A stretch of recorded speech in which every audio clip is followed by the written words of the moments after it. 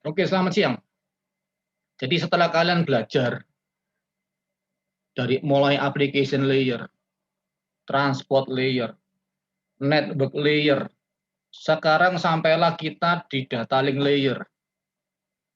Berarti layer di atasnya data link itu adalah network layer, di bawahnya dia adalah physical.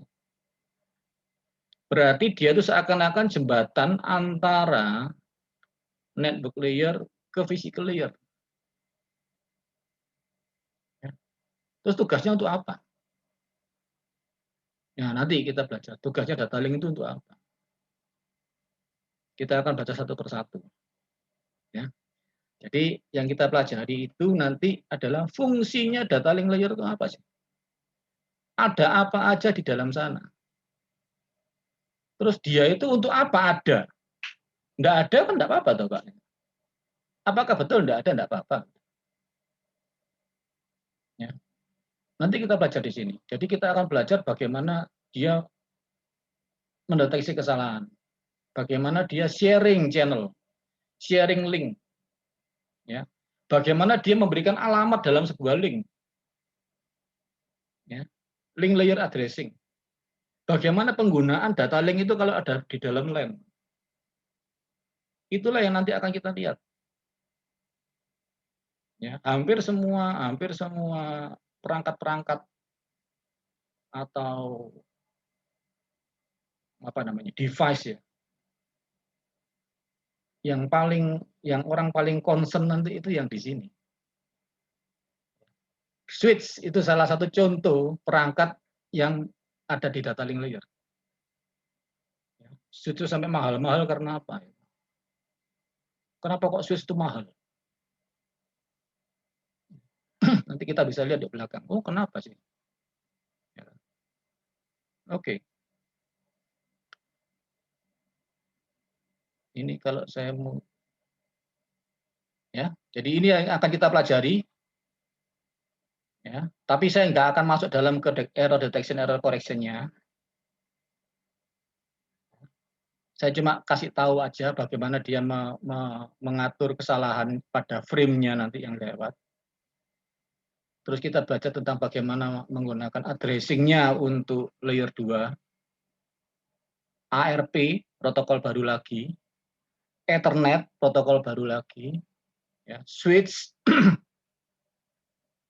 Nah, kemudian yang MPLS nggak saya jelaskan di sini. Ini ada bagian khusus ya. Data link saya jelaskan. Data center ini saya jelaskan. Kenapa kok ada data center sih? Bagaimana switch itu bekerja? Ya. Oke. Data link. Kalau di OC layer di sini. Di layer 2. Berarti dia antara network layer sama physical layer. Nah, ini adalah frame-nya. Frame untuk data link-nya. Berarti nanti paket yang datang dari network layer itu yang biru ini akan dibungkus dengan header sama trailer di sini. Dibungkus header, dibungkus trailer. Di encapsulation. Headernya isinya apa? Ini contohnya. Itu ada header isinya tuh ini. Trailernya isinya apa ini? Nanti kita pelajari di belakang lebih detail. Pokoknya kamu tahu sekarang, oh paket yang datang dari network layer itu sekarang nanti dibungkus. Dikasih header, dikasih trailer. Ya. Itu fungsi data link. Nah, untuk apa itu gitu? Nanti kita pelajari untuk apanya. Ya. Nah, sekarang terminologinya dulu. Kalau yang disebut node itu semua titik ini adalah node. Baik dia itu router, baik dia itu end device, bagi data link layer itu adalah node titik. Ya. Kemudian garis-garis merahnya itu adalah link. Ya. Nah, nanti kita yang pelajari adalah protokol apa yang lewat di garis-garis merah itu. Makanya kok namanya data link. Link. Data yang melalui link itu. Ya. Nah, link itu ada macam-macam. Kita udah tahu ya, ada wireless, ada wired, ya. Ada linknya di dalamnya LAN. Nah, paket yang lewat di layer 2, sekarang namanya sudah bukan paket. Kalau dulu kita ngomong layer 3 kan namanya paket. Kalau di layer 2 namanya sudah ganti frame. Frame Ethernet, frame WiFi, ya, frame ATM, namanya ganti frame. Kalau waktu kita ngomong di layer 3, paket IP. Ya, paket. Nah, sekarang ngomongnya frame. Ini, yang di kotak kamu baca ya. Data link layer has responsibility of transferring datagram from one node to another physical adjacent node over a link. Artinya apa? Artinya, fungsi data link itu adalah menghantarkan datagram yang dia terima dari network layer menuju ke node sebelahnya. Adjacent itu sebelahnya. Ya. Jadi misalkan begini, ya, handphone yang di kiri atas ini mau ngirim paket, mau minta request ke server yang di sini. Kita udah tahu waktu application layer request responnya udah tahu. Kalau TCP-nya dari sini ke sini, ya toh, kamu udah tahu port berapa yang dibuka di sini, port berapa yang dibuka di sini. Ya, sequence number, acknowledge number tadi yang kita diskusikan, yaitu kamu bisa terapkan. Terus sampai di network layer, berarti nanti apa? IP-nya mana? Dari IP-nya handphone di sini ini menuju ke IP yang di sini. Header-nya IP-nya itu, isinya tuh. Kan dari IP-nya handphone ini menuju IP yang di server yang di sini. Data link-nya isinya apa, Pak? Data link-nya itu isinya adalah alamat hardware dari handphone ini menuju ke alamat hardware node sebelahnya. Node sebelahnya mana? Misalkan akses point ini, berarti dari sini menuju ke sini. Nanti akses point ini mau menuju ke router ini toh, router routernya ini toh.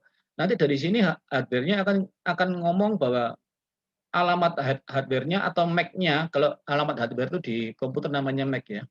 Dari MAC-nya akses point ini menuju ke MAC-nya sini. Data link yang di sini, di router yang nomor 2 ini, nah, akan mengirim MAC-nya, dari MAC-nya dia menuju ke MAC-nya sebelahnya. Dari MAC sini menuju MAC sini, MAC sini menuju MAC sini, MAC ini menuju MAC ini. Jadi fungsi data link itu adalah melemparkan paket frame-nya itu, ya, dari saya ke sebelah saya. Jadi misalkan begini, ada 5 orang ya, ada 5 router ya. Ini komputer A, ini komputer B melalui 3 router. Ya.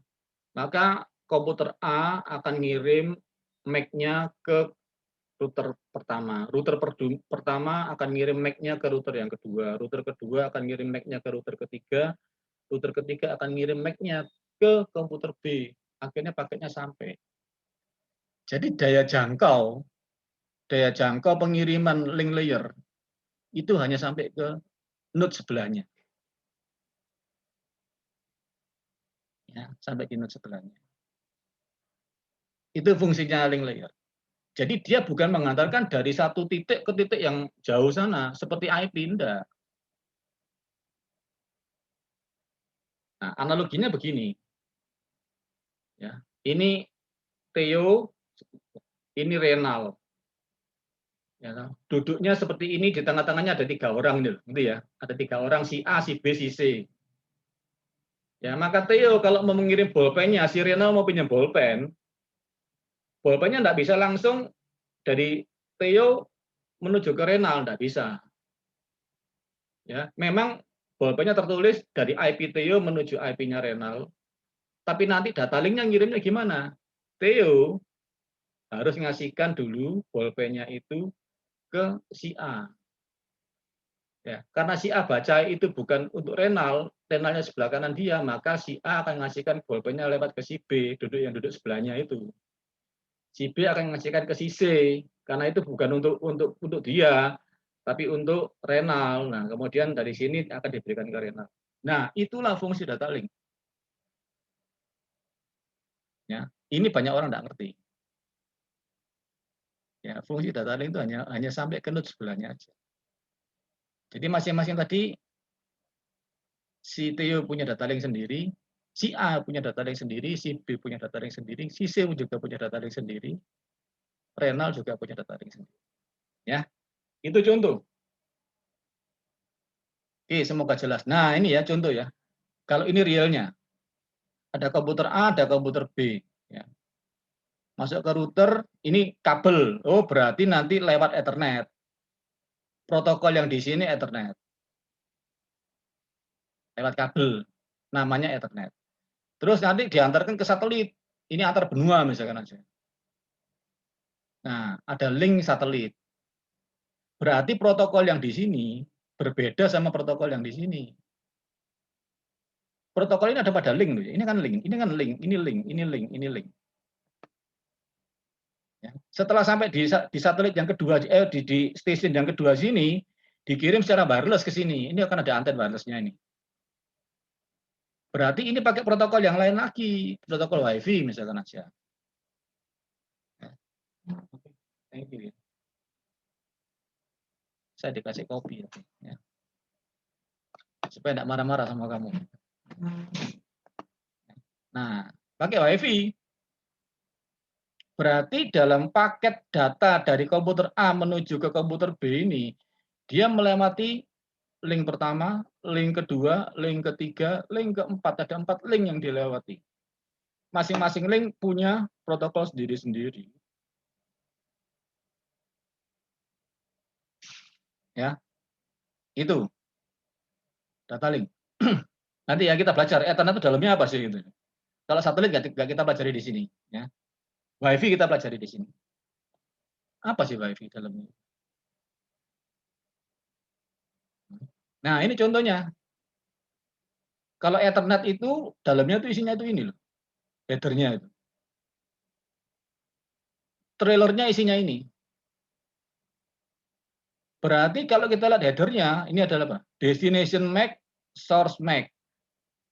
Berarti dari MAC saya menuju ke MAC-nya sana. Ya. Jadi yang dikirim bukan IP. Identifiernya kalau di data link sudah bukan IP lagi. IP punya layer 3. Berarti ya, ini adalah MAC tetangga saya. Ini adalah MAC saya. Kalau WiFi gimana, Pak? Kalau WiFi malah MAC-nya ada 3. Loh, kok ada 3, Pak? Karena kalau kirim WiFi menggunakan protokol 802.11, pengirimannya itu harus melalui access point. Kamu mau ngirim dari A ke B, harus lewat access point. Maka pengirimnya itu harus tahu MAC-nya access point-nya berapa. Makanya kalau di WiFi, header-nya itu MAC-nya ada 3. Bukan 2. Karena dia harus ngirim dulu ke access point. Access point-nya nanti ngirim ke si B. Ya. Nah, beda dalamnya tuh. Header-nya beda. Data yang diangkut sama. Header-nya isinya beda. Nah, sekarang kita lihat apa itu MAC sih. MAC itu apa? Ya. MAC itu adalah nomor hardware. Bukan software. Jadi MAC itu physical network. Kalau IP itu logical network. Logical ID. Ya, kalau MAC itu adalah hardware ID, physical ID. Artinya apa? Ini, kalau IP itu logical. Kalau logic itu berarti pakai manusia. Berarti IP itu bisa diganti-ganti nomornya. Sesuai dengan manusianya kepingin kamu isi apa. Mau kamu kasih IP berapa sih? Kamu tulis saja IP-nya. Berarti kan dia software. Kalau Mac itu hardware. Nomor hardware. Kamu tidak bisa ganti. Jadi setiap hardware yang keluar dari pabrik, entah handphonemu, entah bluetoothmu, ya toh, laptopmu lah, Setiap interface yang menuju ke bisa ke internet, bisa ke network, pasti punya alamat MAC, pasti punya alamat hardware. Nah, biasanya itu alamat hardware-nya terletak di network card. Boleh network card-nya WiFi, network card-nya untuk kabel, Bluetooth-mu, gitu. Nah, nomor MAC itu biasanya isinya harusnya ditulis di dalam bentuk heksadesimal. Ada 6 byte heksadesimal. Penghubungnya titik 2. Kalau IP ditulis pakai desimal, 4 byte pakai titik penghubungnya. Ya. Contoh alamat MAC itu mana sih? Ini loh. Ya. Mana contohnya MAC? Kita kasih tahu dulu, jadi supaya kamu tidak bingung.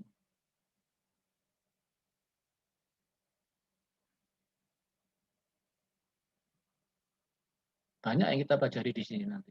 Di data ini. Ya. Ini loh, alamat MAC itu contohnya itu ini. Nah, ini ya. Tidak ada sini. Nah, ini. Ya. Komputer A, B, C, D ini masih punya nomor hardware. Ya. Ini adalah network interface card-nya. Ini nomor hardware ditulis dalam bentuk heksadesimal. 6 byte panjangnya 1, 2, 3, 4, 5, 6. Ya, jadi dia ada 6 byte. Nah, ini hardware.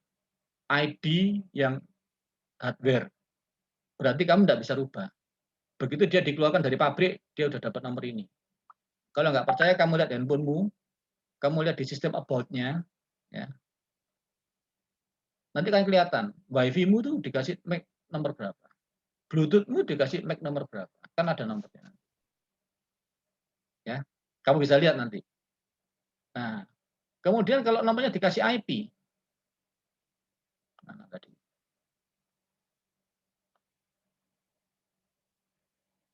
Terus ini tidak ada ya.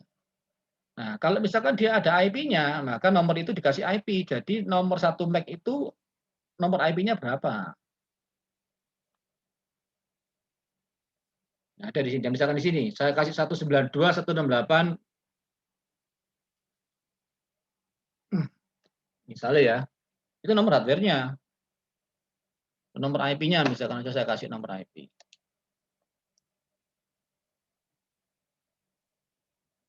Oh, tak cabut bentar.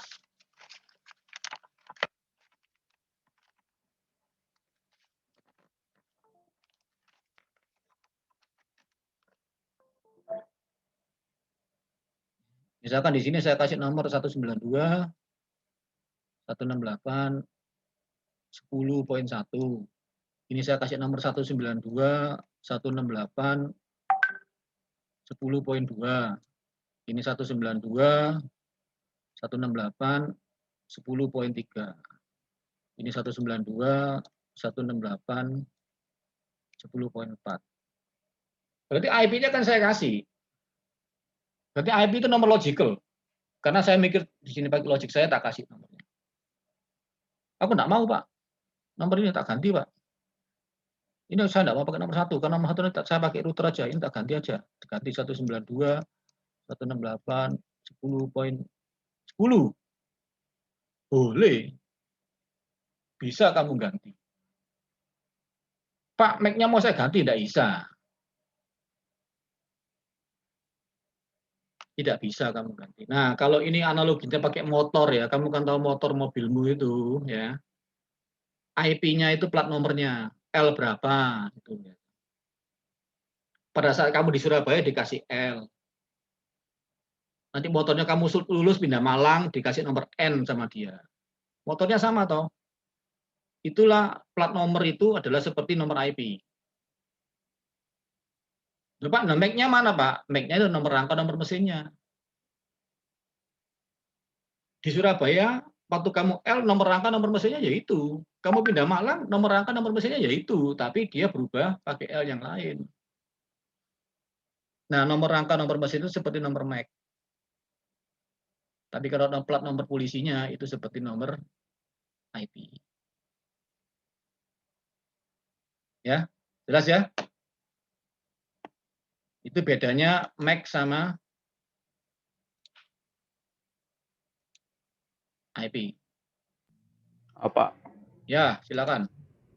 Itu berarti MAC itu unik seperti IP public atau? Betul. MAC itu unik. Jadi handphonemu, misalkan handphonemu ya, kamu lihat MAC-nya berapa tuh ya. Ya saat dunia, handphone sedunia, tidak ada nomor MAC yang sama dengan punyamu. Unik saat dunia punyamu. Berarti ya. Ya, terus antar pabrik kok bisa tahu MAC yang kepake gimana, Pak? Nanti belakang. Ya. Jadi MAC itu tidak boleh kepake orang. Ya punyamu ya itu MAC-mu. Ya. Nanti kok bisa tahu nomor MAC-nya berapa? Ya nanti dengan bantuan protokol lain, ada ARP atau bisa tahu nomor MAC itu berapa nanti. Tapi itu nanti di belakang ya. Kita belajar nanti di belakang. Oke, sekarang saya balik depan dulu. Intronya dulu aja nanti sebelum saya harus off komputer sekarang. Kurang. Ya. Banyak ini. Ini seru kalau belajar data link ini seru. Nah, ya toh. Ethernet ada destination MAC, ada source MAC. Berarti mau menuju ke nomor mesinnya teman saya, sebelah saya, ini nomor mesin saya. Ya. Kalau WiFi ada 3 MAC-nya. Ya. Ini nomor MAC saya, ini nomor MAC-nya untuk tujuan saya, ini nomor MAC-nya untuk AP-nya. Karena kalau WiFi mau tidak mau harus lewat AP, kita tidak bisa langsung. Oke. Nah ini contoh analoginya aja. Analogi kalau bukunya Kurose dia pakai ini loh, pakai apa? Transportasi gitu. Analoginya. Misalkan gini, kalau saya pakai transportasi gini aja loh. Dari sini kalau mau ke Bali ya. Kamu kirim paket dari Surabaya mau ke Bali, temanmu ada di Bali, Denpasar. Ada berapa link kira-kira yang lewat sana? Link darat, link udara, anggapnya lewat naik pesawat ya. Link darat, link udara, sampai di Bali link darat lagi kan gitu tuh ya. Nah, sekarang protokolnya gimana? Ya oke, kalau dari Surabaya harus kemana dulu untuk kirim paket ke Bali? Kalau lewat udara harus ke Juanda tuh. Juanda kan lapangan terbangnya dari Surabaya. Berarti dari Surabaya ke Juanda itu saya pakai taksi misalkan aja. Oh, berarti protokolnya taksi dari Surabaya menuju Juanda untuk link daratnya. Kemudian sampai di Juanda saya harus ganti tuh. Saya tidak bisa pakai taksi lagi tuh menuju ke Denpasarnya. Maka saya harus ganti pakai protokol yang namanya pesawat. Ya. Saya naik pesawat. Sampai di mana? Berarti dari Juanda sampai di Bandara Ngurah Rai di Bali. Pesawatnya turun di sana. Setelah pesawat turun di sana, kamu tolak-tolak tol. Ini mau menuju ke teman saya yang ada di Denpasar gimana ini? Ya kamu nyewa taksi lagi. Ya, atau nyewa pakai Grab. Mau pakai Grab aja supaya beda ya. Tadi kan di sini taksi. Yang di sana turun kamu pakai Grab. Pakai motor misalkan aja. Menuju ke rumah temanmu sana. Pakai link darat. Berarti ada 3 protokol yang bekerja. Protokol taksi waktu di Surabaya, protokol udara pakai pesawat waktu di udara, waktu di Bali kamu pakai protokol Grab. Ya tadi kalau contoh yang tadi itu kalau balik ke sini, nah ini ada Ethernet, ada satelit link, ada pakai WiFi. Itu analoginya. Ya. Nah ini ya. Ya. Yang linknya itu mana ya? Linknya itu ya Surabaya Juanda, Juanda ke Ngurah Rai ke rumah temanmu itu linknya. Protokolnya mana ya? Protokolnya tadi itu taksi, pesawat, sama Grab. Itu contoh analogi yang dia gunakan. Ya. Nah ini ada yang bisa pakai Ethernet, ada yang bisa pakai WiFi, ada yang bisa pakai satelit. Ya, itu adalah contoh-contoh protokol yang digunakan di data link. Ya. Oke, sekarang apa yang dilakukan oleh data link? Pertama, dia melakukan framing. Framing itu adalah membagi-bagi. Jadi paket yang asalnya besar dari application itu, gitu, nanti sampai di data link, sampai di network kan bisa dilakukan segmentasi. Nanti kalau itu masih terlalu besar lagi, pada saat di layer 2 bisa dilakukan dipecah-pecah lagi, itu namanya framing, dipecah-pecah kecil-kecil. Ya, karena apa? Ethernet itu hanya mampu mengirimkan maksimum 1.500 byte setiap satu frame. Berarti kalau kamu punya paket 15.000 byte, maka akan terbagi menjadi 10 frame, masing-masing sebesar 1.500. Gitu. Jadi paket yang tadi asalnya 15.000 byte itu dikirim menggunakan Ethernet, ada 10 Ethernet yang lewat nanti. Masing-masing Ethernet itu isinya 1.500. Itulah frame. Jadi melakukan framing, dipotong-potong. Nah, masing-masing frame itu nanti diberi alamat MAC source sama MAC destination. Jadi dari saya menuju ke tetangga saya, dari saya menuju ke tetangga saya. Itu. Jadi dia itu apa? Untuk menjamin pengiriman antar adjacent node sebelahnya. Jadi dia harus jamin itu. Pakai apa nanti? Ada trailernya, ada CRC-nya, ada error checksum-nya. Ya, jadi kalau salah nanti frame-nya dibuang. Ya, itu ada CRC-nya, namanya cyclical redundancy check. Ya, nanti aja kita belajar itu. Ya. Terus dia bisa melakukan flow control. Kalau sana sibuk nanti kita rem dulu ya toh. Tapi ini detailnya tidak terlalu harus kita pelajari. Nanti yang kita pelajari adalah bagaimana dia mau akses masuk ke fisikalnya. Misalkan untuk Ethernet-nya ya. Dia bisa melakukan error correction untuk protokol-protokol tertentu. Ya. Dia bisa half duplex, bisa full duplex. Half duplex itu apa? Half duplex itu antara A dan B komunikasi dua arah. Tapi tidak bisa dalam saat bersamaan. Itu half duplex. Kalau full duplex, A dan B mau ngomong-ngomong, ya, mau berkomunikasi, bisa dalam satu saat yang sama. Pada saat A ngomong, B juga ngomong itu bisa. Tapi kalau yang half duplex tidak bisa.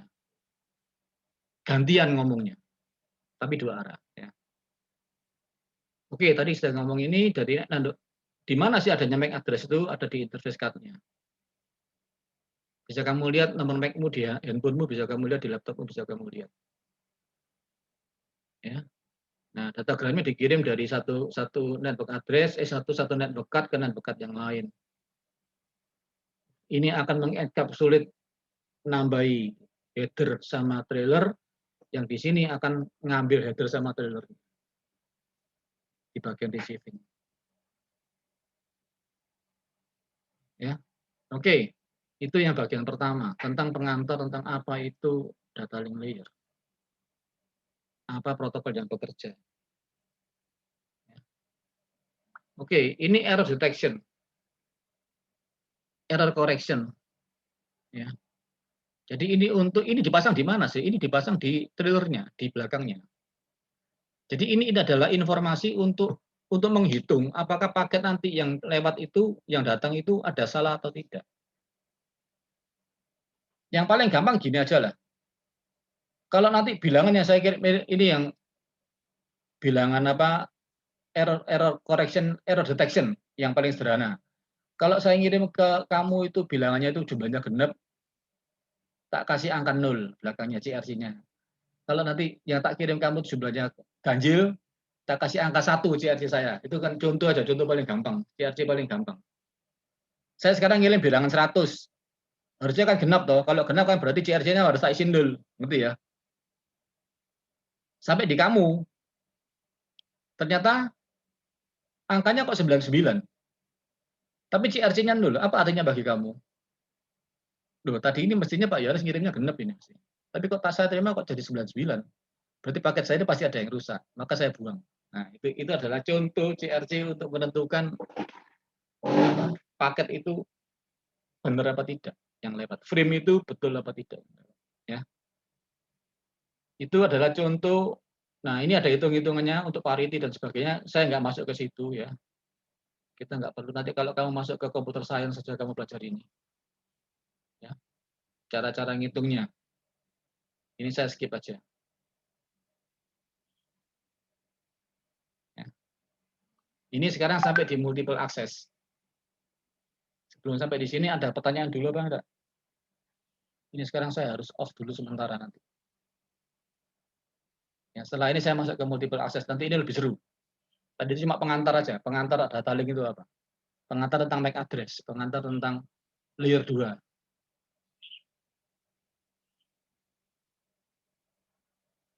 Oke, ada pertanyaan dulu sementara? Oke, kalau nggak ada, saya nanti off dulu sementara. Terima kasih.